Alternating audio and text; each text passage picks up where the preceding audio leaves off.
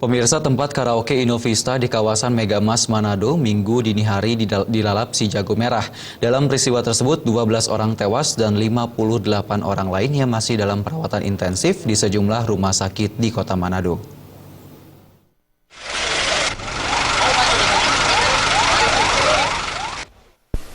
Peristiwa kebakaran yang menghanguskan tempat karaoke Innovista di kawasan Megamas Manado Minggu dini hari menelan korban jiwa.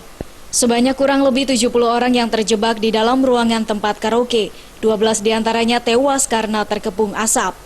Saat ini, 12 orang korban meninggal masih di ruang pemulasaraan jenazah Rumah Sakit Profesor Kando, Manado.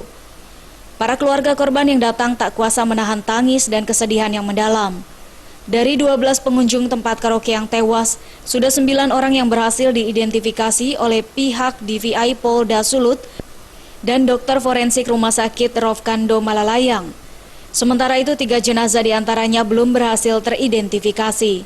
Sampai saat ini warga yang merasa kehilangan pihak keluarganya terus berdatangan ke ruang pemulasaraan Rumah Sakit Prof. Kando untuk mengenali 3 jenazah yang belum teridentifikasi. Ini namanya Pak Tindak. Dia bilang, Pak tolong ke Rumah Sakit Malalayang.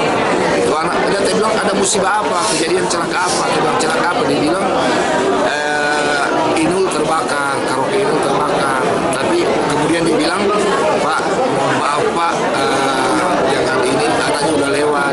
Saya udah tahu mereka meninggal. Tapi saya tidak tahu itu nanti mereka keluarga kita semua nanti tahu di sini. Tapi sebagian udah tahu di sana suamiku sendiri. Dari Manado, Sulawesi Utara, Rusdi